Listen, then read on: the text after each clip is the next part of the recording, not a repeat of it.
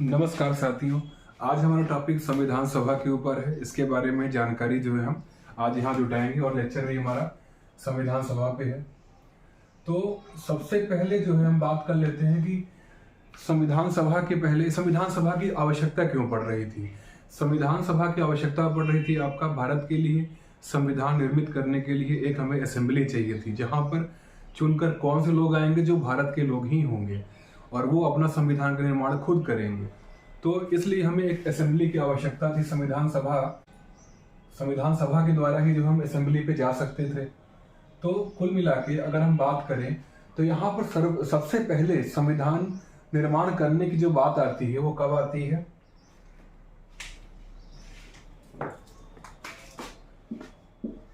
संविधान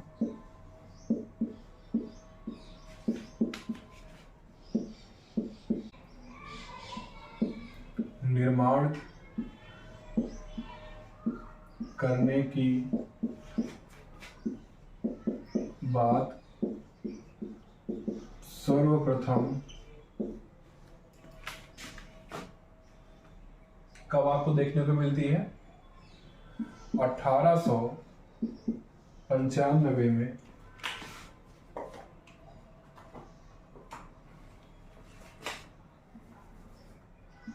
1895 ईस्वी में किसके द्वारा की जाती है?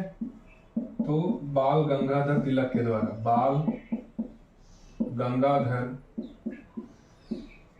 तिलक जी के द्वारा सर्वप्रथम संविधान निर्माण की जो है बात की जाती है, संविधान निर्माण के लिए। फिर हम इसके और आगे बढ़ते हैं। जब हम संविधान का निर्माण करेंगे तो उसी के लिए हमें क्या चाहिए? एक असेंबली में जाने के लिए हमें संविधान सभा चाहिए होगी, जो हमारा संविधान निर्माण करेगा। तो कुल मिला के ये प्रोसेस यहाँ से स्टार्ट होती है 1895 से। फिर जब आप और आगे देखेंगे तो सर्वप्रथम अभी हम बात कर रहे हैं संविधान निर्माण के लिए, लेकिन सर्वप्रथम 1922 में महात्मा गांधी जी के द्वारा सबसे पहले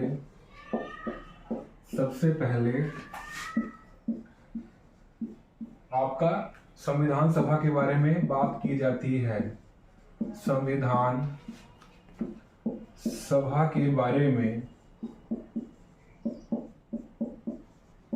बात की गई थी।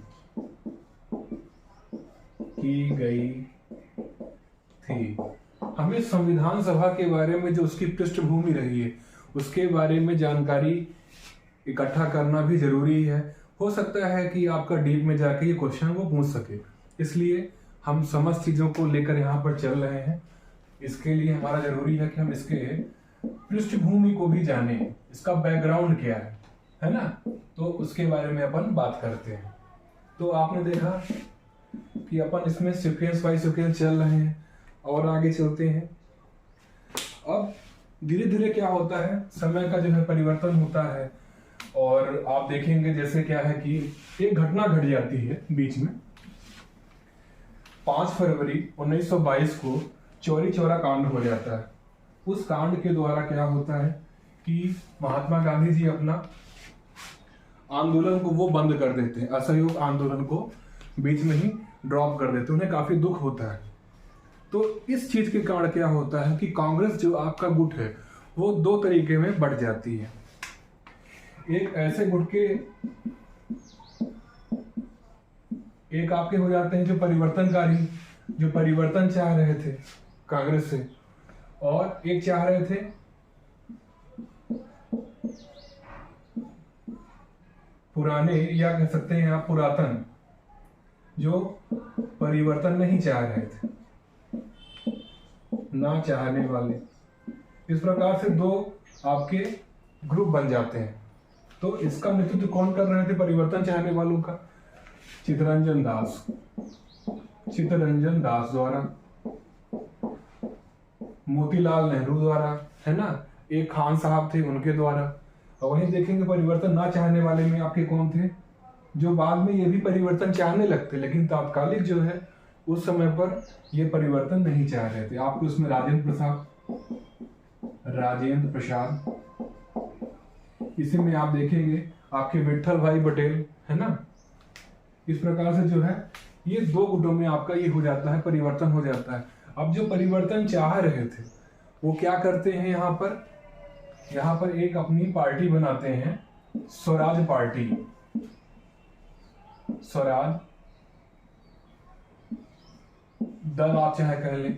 इसका निर्माण वो करते हैं 1923 ईस्वी में। ध्यान दीजिएगा, 1923 ईस्वी में स्वराज दल गठित किया जाता है और उसमें जो है आपकी मुख्य जो भूमिका थी, जो उसको निर्माण करने में मुख्य रूप से दो लोग इसमें शामिल थे। वो कौन कौन थे आपके? जवाहरलाल नेहरू जी के पिता मोतीलाल नेहरू,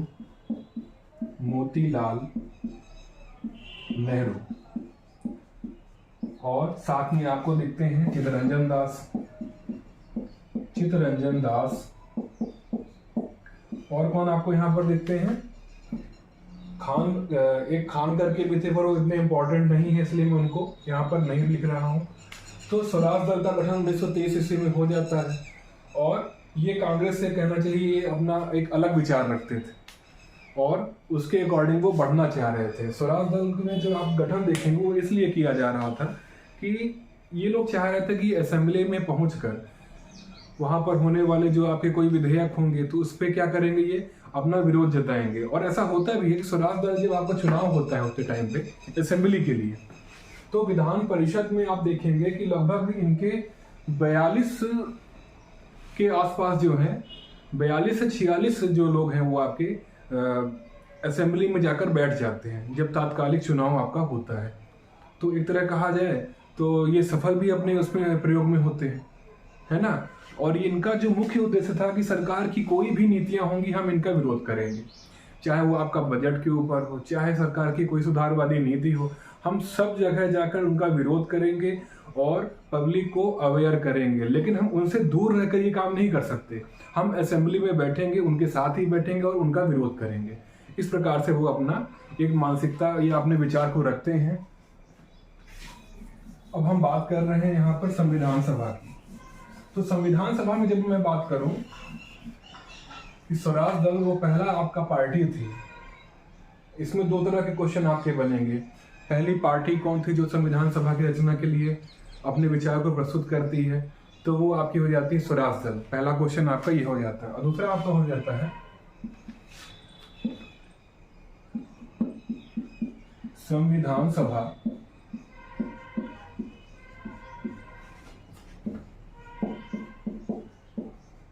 की रचना के लिए सर्वप्रथम प्रयास स्वराज दल द्वारा किया गया। 1924 में। तो इस प्रकार से आप देखते हैं कि पृष्ठभूमि में आपको ये चीजें भी आपको मिल जाती हैं। अब देखिए, जो कांग्रेस के ऐसे गुट थे जो आपका इसका परिवर्तन का विरोध कर रहे थे, वो आगे जाके इसको एक्सेप्ट कर लेते हैं, है ना, और वो भी उसमें जो है मिल जाते हैं। इसी प्रकार से क्या होता है, कुछ वर्ष और निकलते हैं।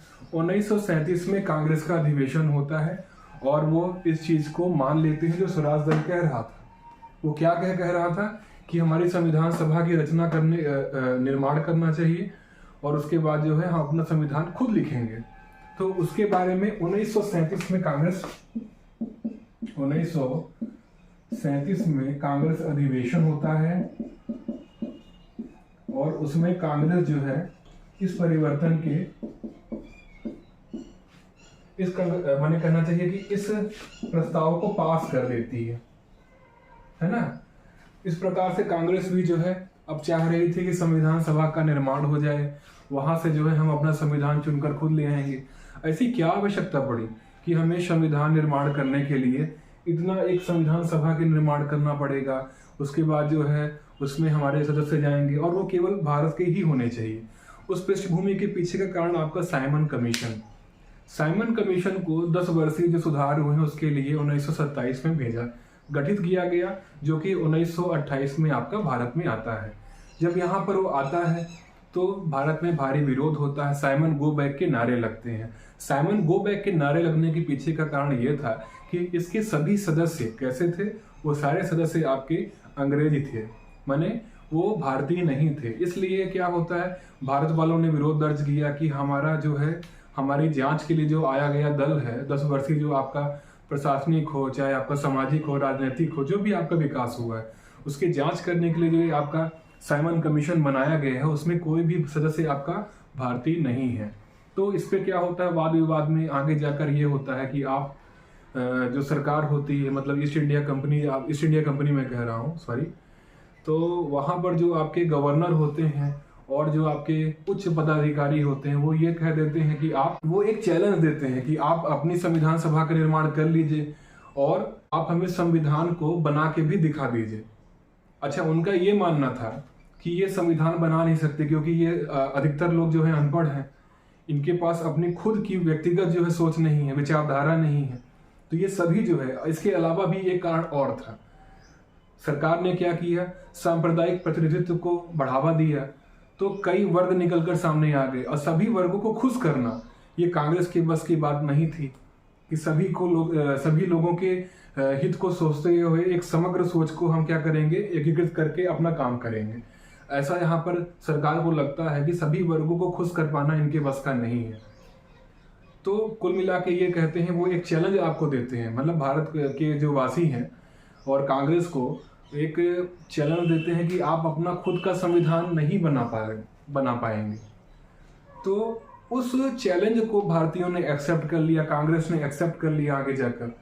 तो वही चीज आपको दिखती है 1937 में कांग्रेस अधिवेशन में इस प्रस्ताव को पास कर दिया जाता है। फिर आगे क्या होता है, सरकार भी जो है आगे आधिकारिक रूप से घोषणा करती है इसके बारे में। चलिए इसको हम और अच्छे से देखते हैं। सरकार जो है आपकी अगस्त प्रस्ताव लेकर आती है, जिसमें वो पहले बार जो है आधिकारिक रूप से संविधान सभा के पक्ष में हो जाती है, संविधान सभा के निर्माण के पक्ष में होती है। आपका अगस्त प्रस्ताव ले आया जाता है। अगस्त प्रस्ताव आपका 1940 में आया था, ध्यान दीजिएगा। इसमें सरकार क्या करती है, इसमें सरकार जो है आधिकारिक रूप से इसको स्वीकृति प्रदान कर देती है, आधिकारिक रूप से स्वीकृति दे देती है कि आप अपनी संविधान सभा का निर्माण कर सकते हैं। तो आधिकारिक रूप से स्वीकृति मिल जाने के बाद क्या होता है कि भारतीय जो है वो मानने के लिए तैयार नहीं होते। उसके पीछे रीजन ये था कि सरकार ये चाह रही थी कि वो ये कह रही थी कि मुख्यतः भारतीयों द्वारा संविधान सभा का गठन किया जाएगा। यहां पर ये बात आपकी खटक जाती है भारतीयों को और कांग्रेस वालों को। तो वहां पर क्या होता है, निकल कर आता है कि मुख्यतः से मतलब है कि भारत के अलावा और भी लोग आपके जो है, मतलब नागरिक जो हैं वो इसमें रहेंगे। कुल मिला के बात यह है कि भारत के लोग भी रहेंगे, ब्रिटेन के लोग भी रहेंगे और जो लोग होंगे तो वो भी इसमें रह सकते हैं।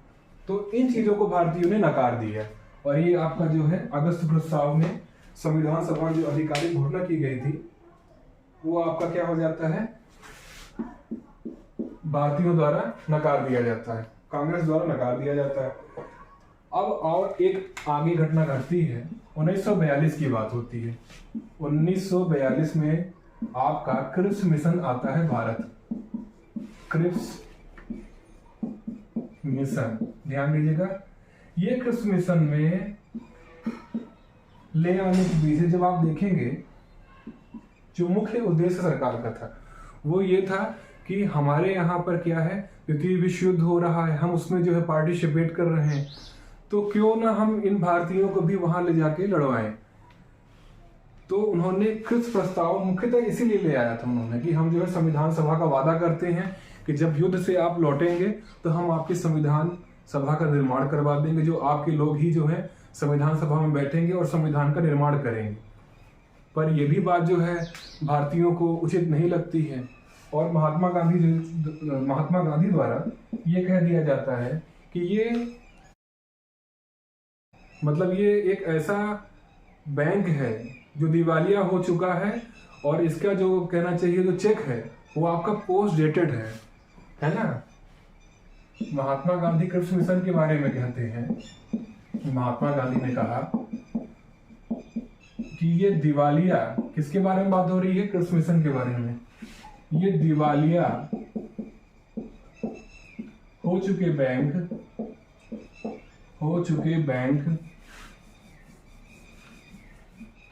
बैंक का पोस्ट डेटेड चेक है।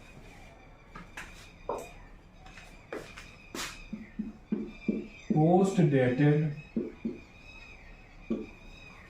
चेक है जो कभी भरने वाला नहीं है, जो कभी भजने वाला नहीं है। इस प्रकार से ये भी आपका जो है प्रस्ताव क्रिप्स मिशन वाला भारतीयों द्वारा नकार दिया जाता है। अब सरकार जो है यहां से अगला जो है आपका जो है प्रयास करती है सरकार कि अब हम क्या करें। तो अब इसके बाद क्या होता है कि ब्रिटेन के 3 कैबिनेट मंत्री है ना, जो आप कह सकते हैं कि ब्रिटिश पार्लियामेंट के जो मेंबर थे 3 कैबिनेट मंत्री, उनको भारत भेजा जाता है।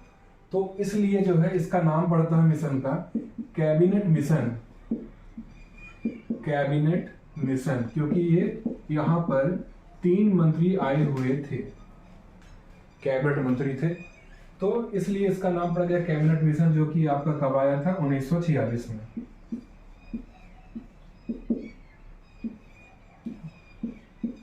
इसके तहत क्या होता है, हम एग्री करते हैं और संविधान सभा का जो है निर्माण कर दिया जाता है। आपका कब कर दिया जाता है? जुलाई 1946 में संविधान सभा का निर्माण कर दिया जाता है।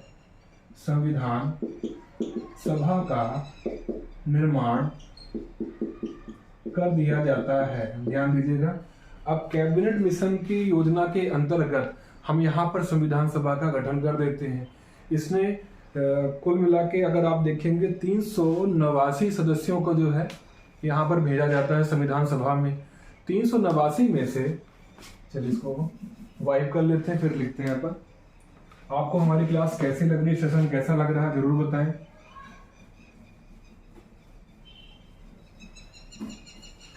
ये तो तय है कि इससे बाहर आपको क्वेश्चन संविधान सभा से आने वाला है नहीं, और आप लोग प्रयास करें कि इसे राइट डाउन भी करते चलें, तभी आपको इसका बेनिफिट मिलेगा। तो हम कहां पर थे? कैबिनेट मिशन में अपन चल रहे थे। कैबिनेट मिशन में हमने देखा कि 389 सदस्य कौन थे? 389 सदस्यों का चुनाव होना था जुलाई 1946 में, मतलब जुलाई 1946 ईस्वी में। तो 389 सदस्यों में से आपको यहाँ पर डिवाइड कैसे कैसे होते हैं सदस्य कि आपके कहना चाहिए ब्रिटिश प्रांतों से कितने थे? 292 प्लस 4 आपके चीफ कमिश्नरी क्षेत्र से थे, चीफ कमिश्नरी क्षेत्र से थे, और आपके यहाँ पर 93 देसी रियासतों से लिए जाने थे। देसी रियासतों से आपको लिया जाना था असेंबली में। लेकिन यहाँ पर आप देखेंगे इनका तो निर्वाचन होता है, निर्वाचित होते ही हैं। कहाँ से निर्वाचित होते हैं? विभिन्न प्रांतों के विधान परिषद द्वारा जो है इनको चुना जाता है। विभिन्न प्रांतों, ठीक है, विभिन्न प्रांतों से चुनकर आते हैं, ये से चुनकर आते हैं। सीधे यहाँ पर वोटिंग से मतलब नहीं है। जो आपके असेंबली में प्रांतों में जो व्यक्ति बैठे हुए हैं उन्हीं में से चुनकर आपका कहां पर आते हैं? संविधान सभा के लिए आ जाते हैं। इस बात को आप समझिएगा। मतलब कहने का हमारा मतलब ये है कि विभिन्न विधान परिषदों से जो आपके कई प्रांतों में थी, उसी से चुनकर जो सदस्य आपके आ जाते हैं संविधान सभा में, उसे कहा जाता है निर्वाचित, है ना। और यहाँ पर ये 93 जो आपके सदस्य हैं वो आपके होते हैं नामित, है ना। जैसे आपका 12 सदस्य आपके राज्यसभा में राष्ट्रपति नामित करता है। तो वैसे आपका यहाँ पर 93 देशी रियासतों से जो आपके सदस्य आते हैं वो नामित होते हैं। अब इसमें अगर आप देखेंगे जो 4 चीफ कमिश्नरी क्षेत्र हैं वो आज की आपके संघ शासित प्रदेश की तरह हैं। जैसे आज वर्तमान में हमारे 8 संघ शासित प्रदेश हैं, तो उसी में से 4 चीफ कमिश्नरी क्षेत्र आप उस समय देखेंगे कि हर चीफ कमिश्नरी क्षेत्र से एक व्यक्ति आपका यहाँ पर आकर बैठ जाता है। जैसे उस समय चीफ कमिश्नरी क्षेत्र जो है 4 थे, तो वो कौन कौन से थे? कोई क्या हमें इसके बारे में बता सकता है? आप सोच लें फिर हमें बताएं, बल्कि समय ले लें। चलिए अगर मैं उसका कुछ हिंट कर दूं, जैसे मान लीजिए आपका दिल्ली हो गया, है ना, कुर्ग हो गया, ऐसे ही कुछ आप अजमेर हो गया, एक और है वो आप हमें बताइए। 3 तो हमने बता दिया चीफ कमिश्नरी क्षेत्र, एक आपका और है, वो आपका है बलूचिस्तान। ध्यान दीजिएगा, बलूचिस्तान। तो इस प्रकार से 4 चीफ कमिश्नरी क्षेत्र थे आपके। तो कुल मिला के इनसे जो है आपके सदस्य आते हैं, चुनाव होता है, इनका चुनाव होता है, और चुनाव होने के बाद ये आपके संविधान सभा में बैठ जाते हैं। तो 292 व्यक्तियों में से जब चुनाव होता है, 292 में से आपके 208 कांग्रेस को आते हैं, 208 आपके कांग्रेस जीत ले जाती है ना। इसी में से आपके 73 मुस्लिम लीग जीत जाती है, और यहाँ पर इलेक्ट हो जाती है मुस्लिम लीग, है ना। इसके बाद आप देखेंगे लगभग 15 लोग जो है आप मान के चलिए कि वो क्या होते हैं, निर्दलीय होते हैं, कह लीजिए आप। और इसी प्रकार से कुछ स्वतंत्र उम्मीदवार भी होते हैं, स्वतंत्र उम्मीदवार भी यहाँ पर चुनकर आते हैं। तो ये जो आपका डाटा है इसे आप देख लीजिए और नोट कर लीजिए। चुनाव के बाद 292 में से इतने लोग चुनकर आपके आ जाते हैं। अब इनको क्या है, संविधान का निर्माण करना था। इसी बीच क्या होता है कि आप देखेंगे जब इसकी प्रथम बैठक होती है संविधान सभा की, किसकी? संविधान सभा की।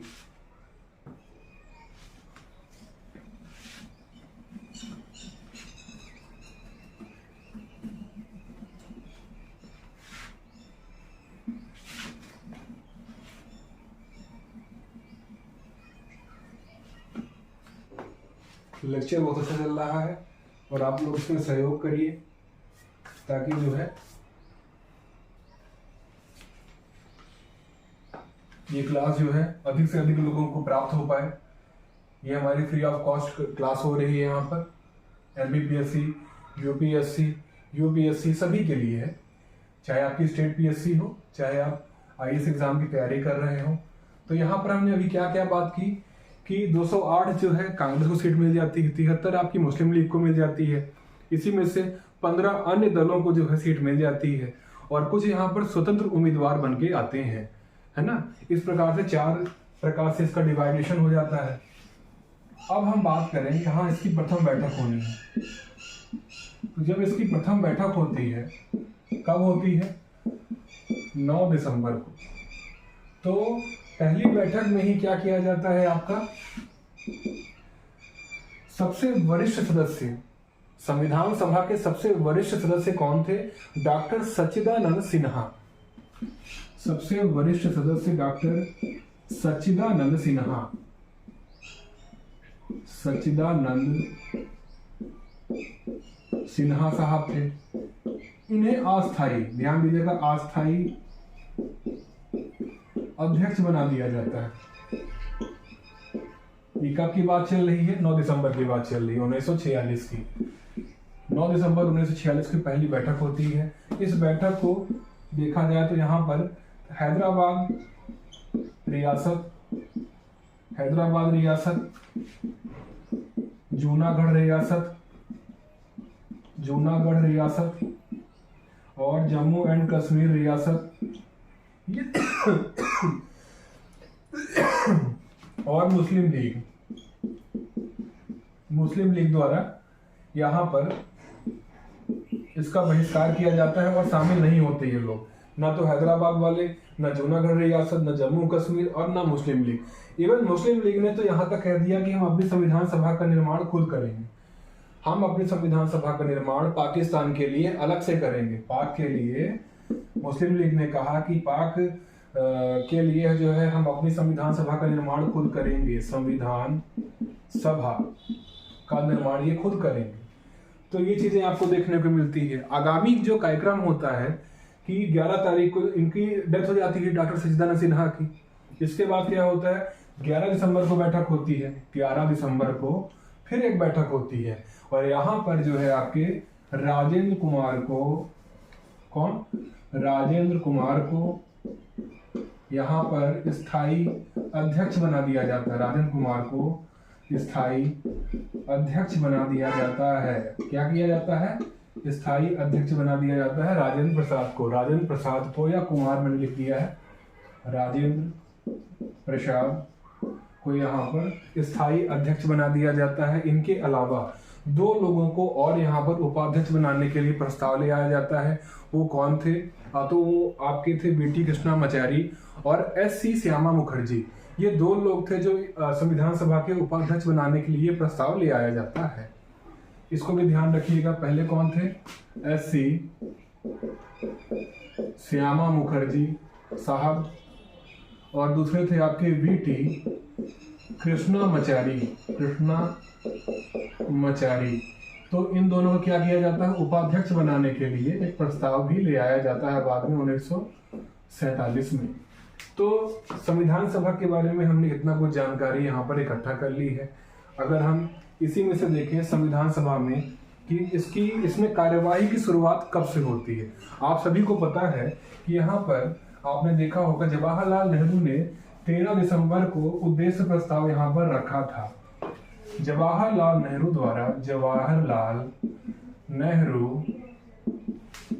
द्वारा उद्देश्य प्रस्ताव यहाँ दिया गया था, है ना, रखा गया था पटल पर। कब रखा गया था, 13 दिसंबर को। और वहीं से आपकी प्रथम कार्यवाही आपकी संविधान सभा की शुरू हो जाती है। प्रथम कहना चाहिए कि कार्यवाही, या प्रथम आप मान लीजिए कि कार्य डे जो है आपका शुरू हो जाता है। तो ये यहाँ से आपका ये पार्ट आपका कंप्लीट हो जाता है। क्लास हमारी बहुत लंबी हो रही है, इसलिए जो है हम क्लास को अगला दिन मतलब कल जो है इसी को कंटिन्यू करेंगे। ये क्लास आपको कैसी लग रही है जरूर से कमेंट के द्वारा बताइएगा। कोई दिक्कत हो तो उसे भी आप हमें कमेंट के द्वारा ये हमारे नंबर पर व्हाट्सएप कर सकते हैं। तब तक के लिए धन्यवाद। आपका दिन शुभ हो। टॉपर आवास में बने रहने के लिए धन्यवाद।